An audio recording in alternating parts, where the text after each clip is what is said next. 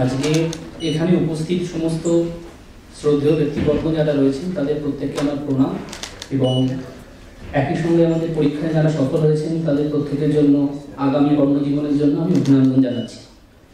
তো WBCS মেডিসির যে mock test প্রোগ্রামটা রয়েছে সেখানে আমি এনরোল করেছিলাম, সেটা আমার প্রিপারেশনকে ভীষণভাবে এনরিচ করেছে।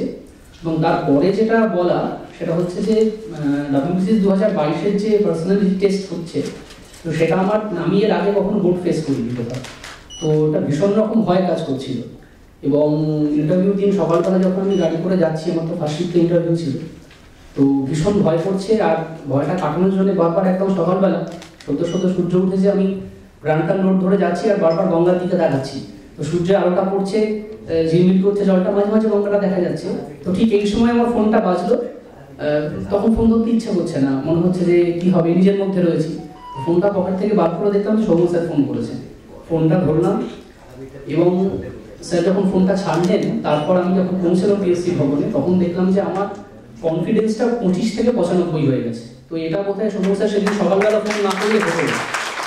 তো এটা একটা বিরাট বড় পাওনা আমি বলতে চাই আর কি। তো WBCS মেডিসিকে অসংখ্য ধন্যবাদ তাদের এই প্রোগ্রামগুলোর জন্য। Thank you.